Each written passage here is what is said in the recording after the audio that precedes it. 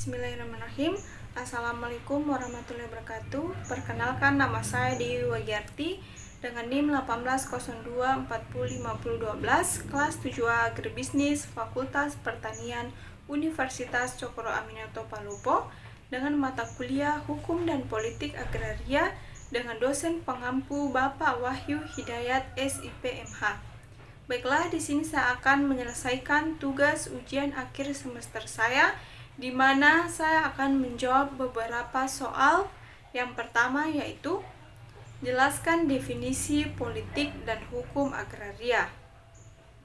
Politik adalah usaha yang ditempuh warga negara untuk mewujudkan kebaikan bersama, dan hukum agraria adalah keseluruhan dari ketentuan-ketentuan hukum, baik hukum perdata maupun hukum tata negara dan hukum tata usaha negara yang mengatur hubungan-hubungan antara orang termasuk badan hukum dengan bumi, air, dan ruang angkasa dalam seluruh wilayah.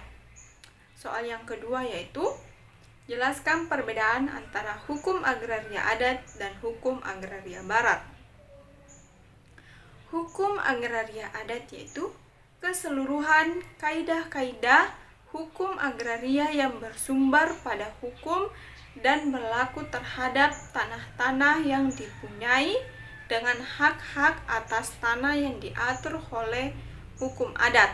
Dan hukum agraria barat yaitu keseluruhan dari kaidah-kaidah hukum agraria yang bersumber pada hukum perdata barat, khususnya yang bersumber pada Bergelic Wetboek. Soal yang ketiga yaitu hukum agraria yang dikembangkan pada masa penjajahan difungsikan untuk memenuhi kebutuhan negara penjajah dan memiskinkan rakyat jajahan. Ada 4 ciri pokok politik hukum agraria pada masa kolonial. Sebutkan dan jelaskan keempat ciri pokok tersebut.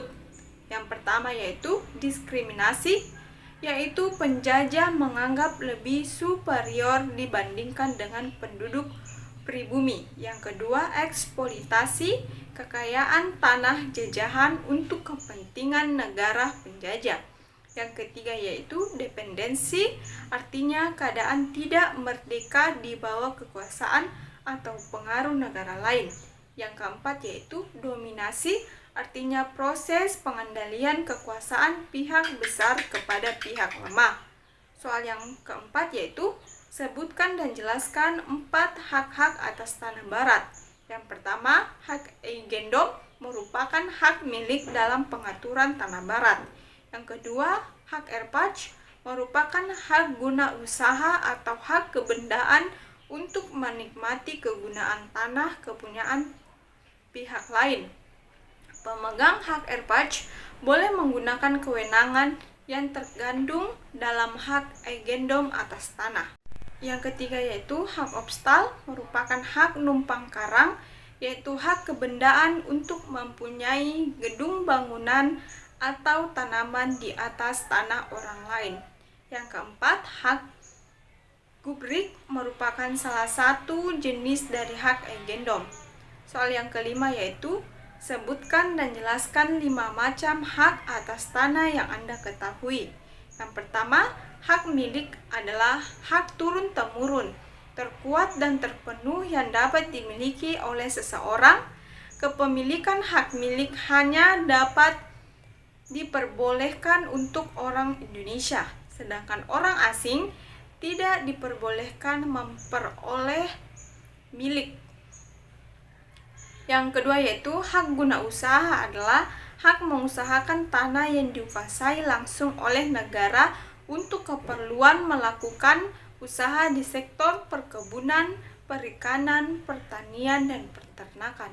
Yang ketiga yaitu hak guna bangunan adalah hak untuk mendirikan dan mempunyai bangunan-bangunan atas tanah yang bukan miliknya sendiri. Yang keempat, hak sewa yaitu seseorang atau suatu badan hukum mempunyai hak sewa atas tanah apabila ia berhak mempergunakan tanah milik orang lain untuk keperluan bangunan dengan membayar kepada pemiliknya sejumlah uang sebagai sewa. Yang kelima, hak membuka hutan dan memungut hasil hutan, yakni memanfaatkan hutan dan penggunaan kawasan hutan oleh seluruh warga negara Indonesia dan memiliki hak untuk pembukaan kawasan hutan. Yang keenam, jelaskan definisi pengadaan tanah dan apa yang dimaksud dengan kepentingan umum dalam sistem pengadaan tanah tersebut, serta sebutkan 3 contoh objek apa saja yang termasuk dalam kepentingan umum. Pengadaan tanah adalah kegiatan menyediakan tanah dengan cara memberi ganti kerugian yang layak dan adil kepada pihak yang berhak, dan pengadaan tanah untuk kepentingan umum bertujuan menyediakan tanah bagi pelaksanaan pembangunan guna meningkatkan kesejahteraan dan kemakmuran bangsa, negara, dan masyarakat dengan tetap menjamin kepentingan hukum pihak yang berhak. Soal yang ketujuh yaitu konflik agraria di Indonesia masih saja terus berlangsung, bahkan semakin meningkat. A. Menurut Anda, apa saja penyebab terjadinya konflik agraria tersebut? B. Sebutkan 1 contoh konflik agraria yang Anda ketahui dan apa solusi untuk mengatasi konflik agraria tersebut. Jawaban A. Konflik agraria terjadi karena berbagai faktor. Di antaranya adalah penguasaan atas tanah serta perebutan sumber daya alam.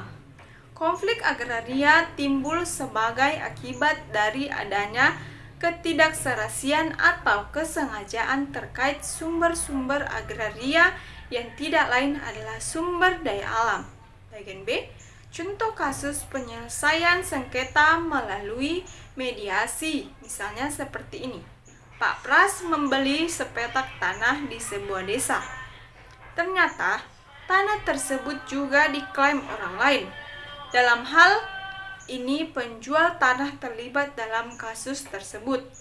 Mereka bersepakat untuk melakukan mediasi melalui kantor pertanahan tanpa melibatkan hukum dan pengadilan. Soal yang ke-8 yaitu jelaskan keterkaitan antara reforma agraria atau reformasi pertanahan dengan kesejahteraan petani. Persoalan kemiskinan yang melanda masyarakat pedesaan dengan pertanian sebagai basis utamanya adalah salah satu persoalan mendasar yang terus dihadapi sejumlah daerah di wilayah Indonesia. Salah satu penyebab kemiskinan di pedesaan adalah rendahnya akses petani terhadap tanah serta belum optimalnya pendayagunaan sumber daya lahan pertanian. Reforma agraria menjadi satu-satunya solusi untuk mengentaskan kemiskinan. Hal ini dikarenakan reforma agraria merupakan penataan kembali struktur penguasaan kepemilikan tanah yang lebih adil atau restrukturisasi dalam hal pemilikan tanah, penguasaan tanah, dan pemanfaatan atau penggunaan sumber-sumber agraria yang mana diharapkan mampu menciptakan pemerataan dan keadilan dalam pemilik tanah sehingga dapat meningkatkan kesejahteraan petani di pedesaan. Terdapat hubungan antara reforma agraria dengan peningkatan kesejahteraan petani. Hal ini dilihat dari perubahan kondisi kesejahteraan masyarakat ke taraf yang lebih baik seperti adanya perbaikan terhadap kepemilikan, yaitu kepemilikan sawah, rumah beserta segala isinya, dan perbaikan terhadap non-material seperti rasa aman, pendidikan, orientasi terhadap masa depan, dan kehidupan sosial yang lebih layak. Baiklah, itulah dari saya. Sekian dan terima kasih. Assalamualaikum warahmatullahi wabarakatuh.